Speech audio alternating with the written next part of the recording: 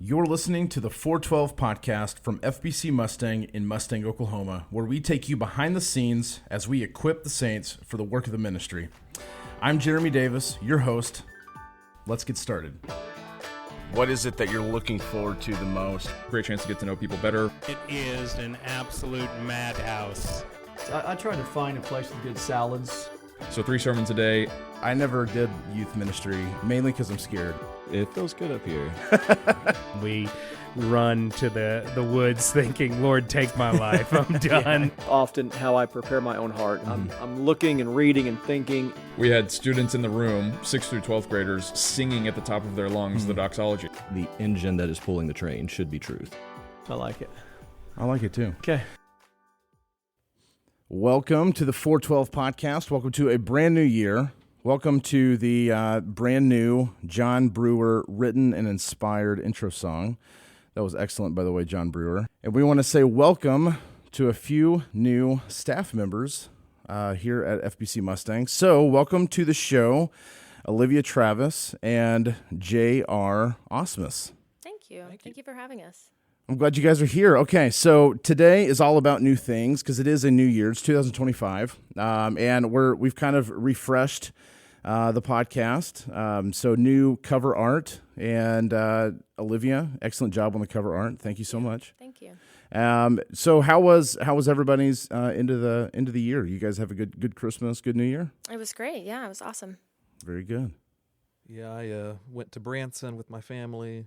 Spent some time down there, so it was pretty good. Awesome. Very good. Very good. Well, this is Olivia. This is not your first time on the show. Nope. You've been on before, but this is the first time as Olivia Travis that you're on the show. Yep. Okay, so you got married. When did you get married? August 9th. August 9th. I should know that. I was there. Mm-hmm. Got to witness it.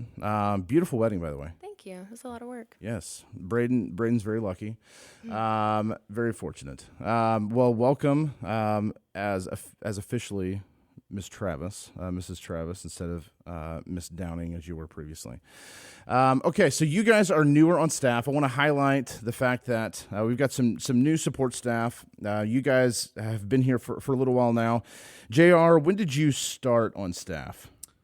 My first day was November 4th, so that was the first Monday in November. Okay, first Monday in November. And if I remember correctly, your first day was kind of a crazy day because we lost power like 30 minutes into your first staff meeting. Yes, it was. And we also went to the Staten's house for Thanksgiving lunch that day as well, right? Yeah.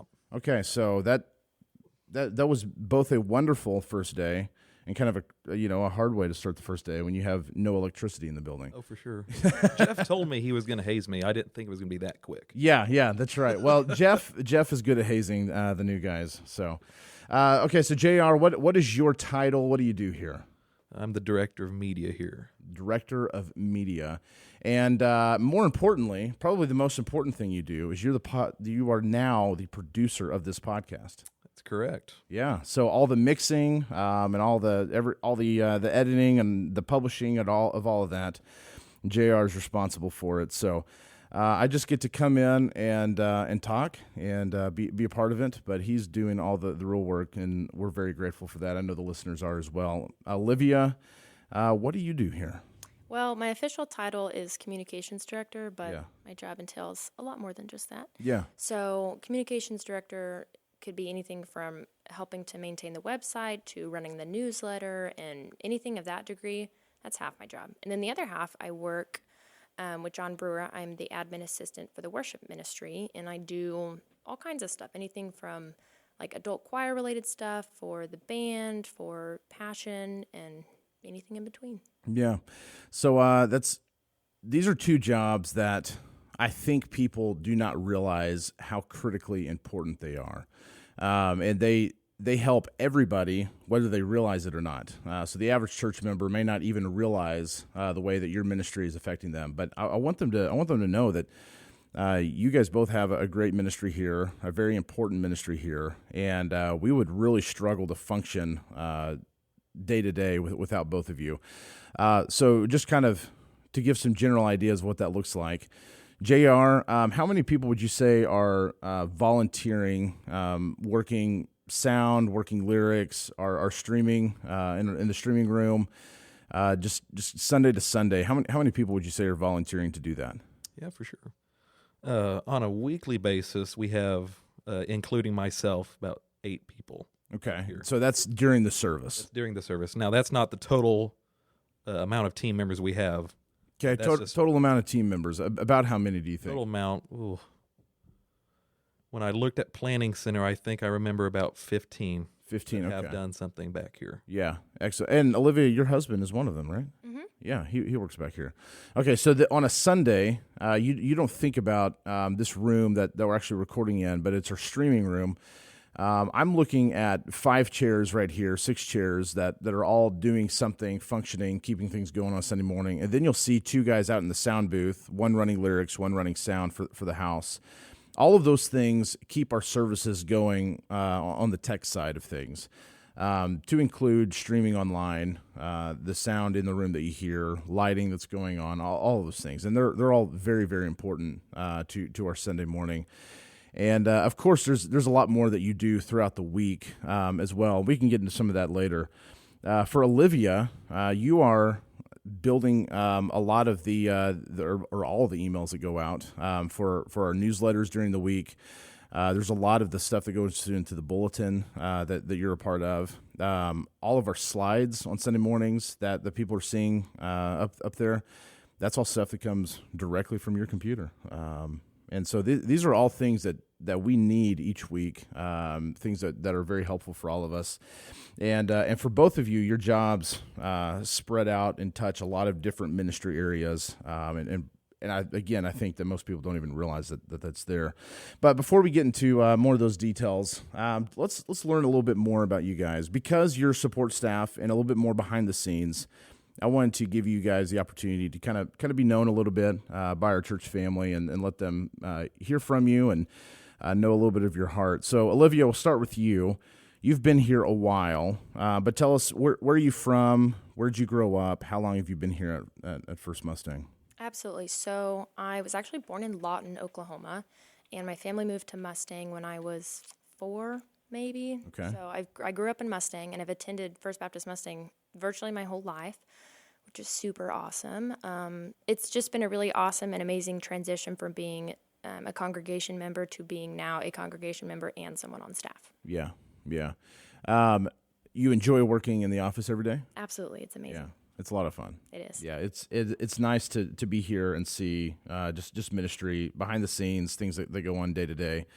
I know for me as a pastor, a lot of times people think that you sit and you study all day long, you just sit and read your Bible all day long, or some extreme cases, people think you only work on Sundays or something like that. But there's a lot that goes into managing the building, keeping people in the know. Stuff that just goes on. I mean, there's just a lot here, and there's a lot of ministry that goes on throughout the week, during the days that maybe a lot of people don't realize are happening all the time.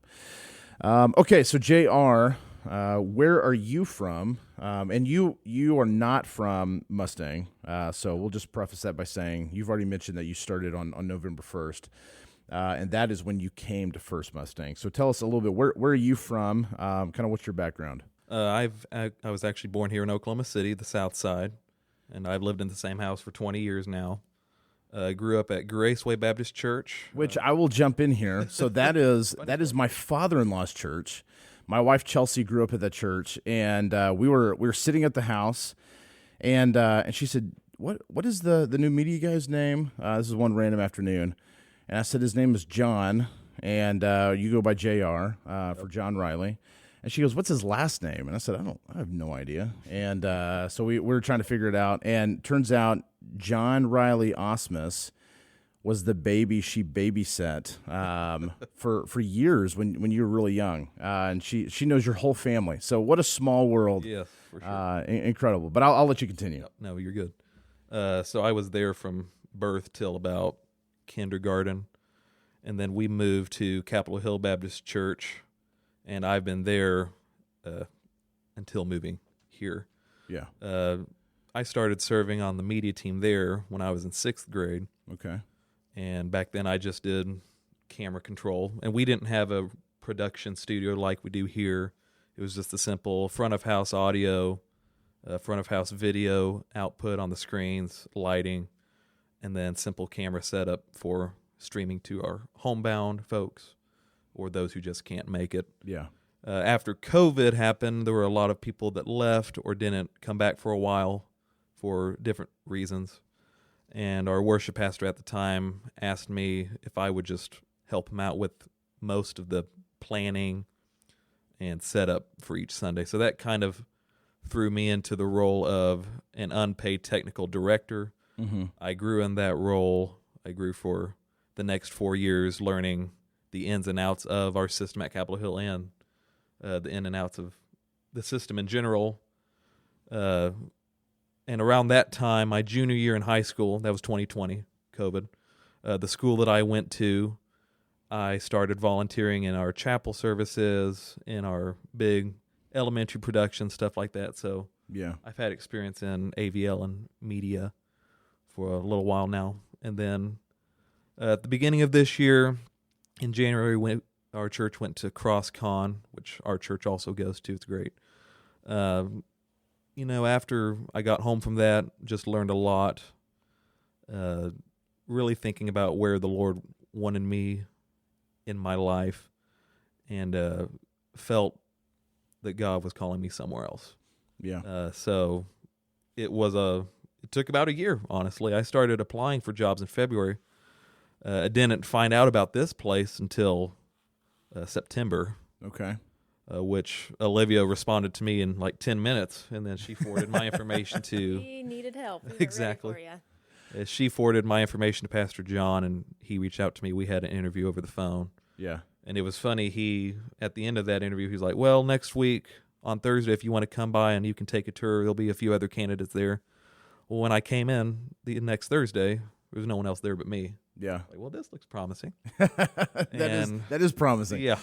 And so at the end of that, he was like, well, you're the ideal candidate. You got the Excellent. job. So Yeah. I took it. I was praising the Lord. Yeah. It's a big answer to prayer, and I've loved my first 3 weeks here for sure. Yeah, wonderful, man. We're glad both of you are here, and glad the Lord has brought this into your life at this time, and I can certainly say I have benefited from both of your ministries greatly. So you both overlap with me in different ways. So something I oversee is our first impressions. And so obviously communications, some website stuff, building signs and things all throughout the building overlap on Olivia's side, pretty obviously, but also that goes into the tech side. And honestly, that goes into this podcast as well. And so both of you guys are critical to my ministry areas and the things that I do. And you're a huge, huge blessing to me. Now, JR, you are you dating anyone? No. No. Okay. All right. So Are you going to set me up right? well, you never know. You never know. There may be a caller. Someone may call in wanting to know from the podcast Exactly. who the media guy is. So I need to know these things just in I got case. to tell you all a funny story real quick. Okay. Speaking on that, after I accepted the job, Pastor John made sure that I did. He told me, he was like, I'll tell you, the last two guys that had your job met a girl here. They got married, and now they moved off. Yeah. So if we true. hire you, we can try to find your girl, but you can't leave. Yeah. Yeah. Well, every time I've had a child within 6 months, I've moved across the country or made some kind of major move. And so when we got here, I was told I couldn't have any more kids for the same reason. So very good. That's great. Well, Olivia was single when she started in my ministry area. And although they knew each other before, and I can't really take any credit. I like to take credit for the fact that they started dating while her and Braden were in Crossroads and in the college ministry here. So I kind of take credit for that one. The previous one, though, Samuel, our previous media director, I did introduce him and Sierra. So I'll take more credit for that one. Very good. Okay, so tell me a little bit, Olivia, why is it that working in the church, why is that important to you? Why are you drawn to that? Why, when the opportunity came up, did you want to jump at something like this?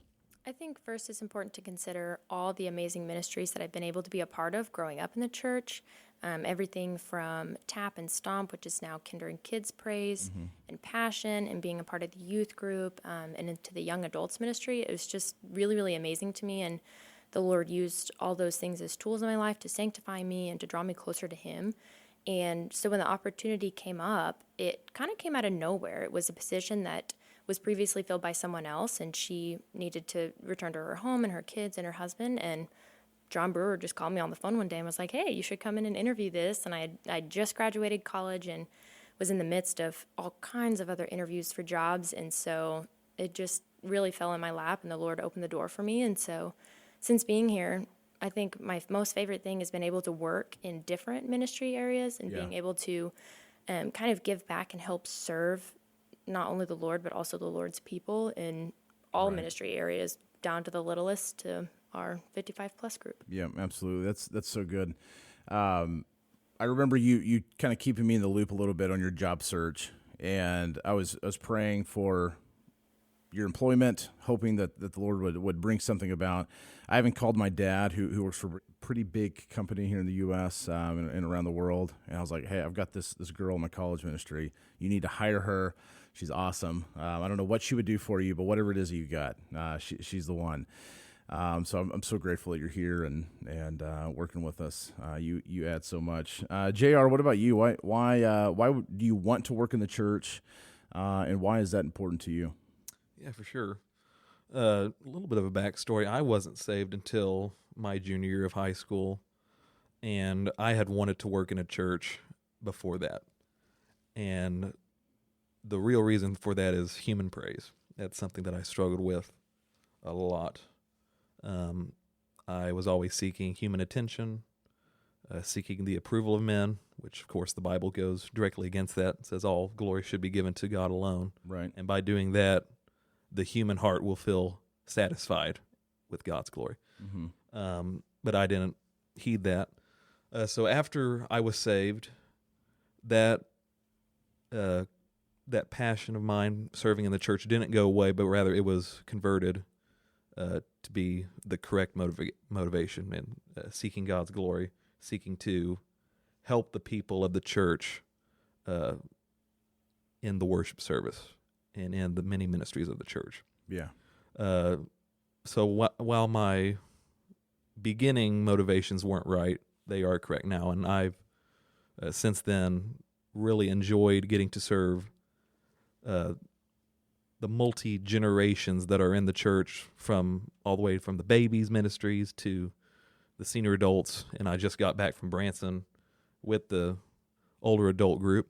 It was wonderful, by the way. But just getting to do what I love, which is technology, being creative with lighting and sound, designing slides, and getting to lead this wonderful team. All of that is my motivation, and getting to edify the Lord and helping the church edify Him. Yeah, for sure. Yeah, that's excellent.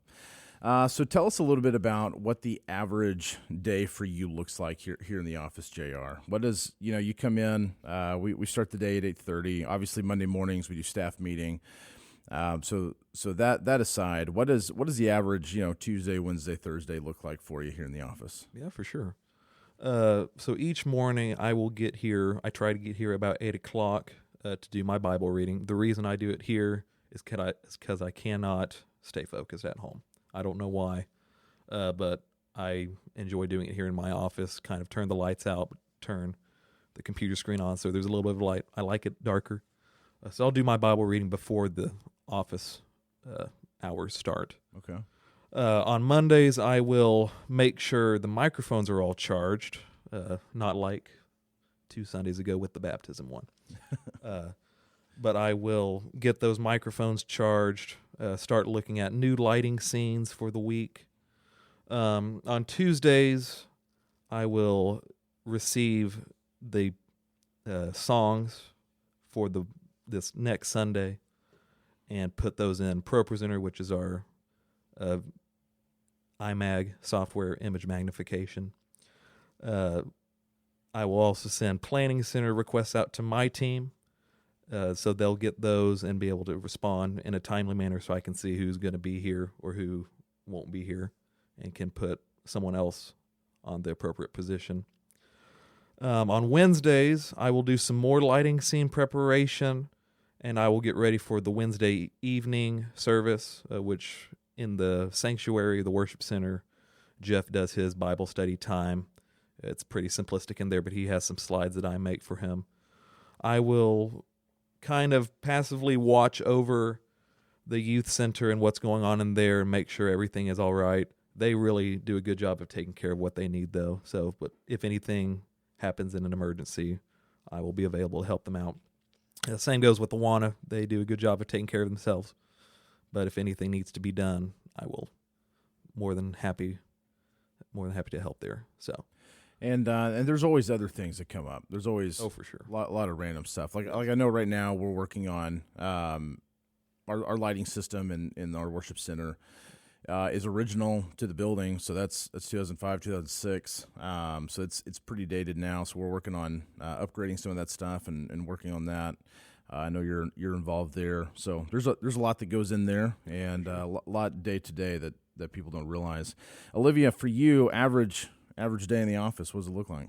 Right. So I think my week setup is the best. So every week I do the same thing. So on Mondays, I do the same thing on Mondays, but on Tuesday, it's something different. Okay. So it definitely keeps me super occupied. So mundane isn't the right word, but week to week, my schedule looks the same, except for like throughout the week and throughout the months, I work on all kinds of different projects. So a big one we're working on right now is the marriage conference coming up middle of February. Yep. So that keeps me busy, and I move on to other things. We've got Easter coming up. I know it's going to be in a while, but got to work on stuff for that and this summer, and it just never stops. It's awesome. Yeah. Well, and when it comes to managing the calendar, if any of our listeners have ever done a building request and tried to get on the calendar for something, there's a lot of stuff going on. So we're trying to manage and steward our building well, use it well. And so organizing the calendar and then lining all those events up with good advertisements and letting people know like what's coming up and all of that. That's a lot of work. There's a lot of stuff that goes in there. And you have a background in marketing. Mm-hmm. Yeah. So that's your undergrad. You graduated with a degree in marketing. I did. So it works out well. Yeah, absolutely. So a lot of that kind of stuff. Okay. So for each of you, what is something, and we'll start with Olivia, what is something that maybe people don't know about your job? Something that's, a lot of your job is already behind the scenes, but what's, super behind the scenes? What is something that maybe people don't know that you do? That you do that's a fairly regular thing for you? I would have to say regular maintenance on the website, and sometimes that's just as simple as updating the new bulletin and newsletter. Like I have it for a month out so people can access information from the weeks past and see the most current news. Yeah. But also working on stuff like keeping the archives up to date for the sermons. So every sermon on Sunday is recorded, and I'm able to upload that to the archive so that our people can go back and access it, and it's awesome. Highly suggest everyone gets on there and check it out. You can see by date, by book of the Bible, by chapter, by verse, by teacher. It's awesome. And there's a lot of work that goes into that, and a lot of work into the website in general. And as we were talking before we started recording, I have overseen the website for every church I've been at. Before until I got here. This is the first church I've been at that I wasn't in charge of overseeing the website. And there is a lot of work that goes into overseeing a church website, between just the normal technical issues that may come up to making sure all of your dates are up to date, that everything's spelled correctly, that ministry areas have been added and updated, and photos are there, and things are functioning the way people need it to. That's one of those things I think we take for granted, but there's a lot of work that goes into that. So I know we're all very grateful for it. And the Sermon Archive is an incredible tool. And props to Lauren Kraut, who worked very hard to help get a lot of that set up before you came on. Absolutely. But yeah, that's an incredible tool that we have, and something that people should certainly be taking advantage of.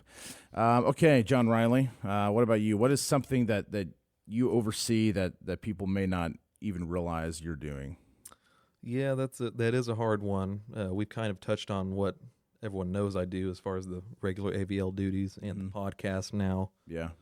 Something that I plan on doing, I won't say I completely oversee yet, but it has been in the works, is IT management. Okay. We have a wonderful man here, Jonathan Pregler, as you all know.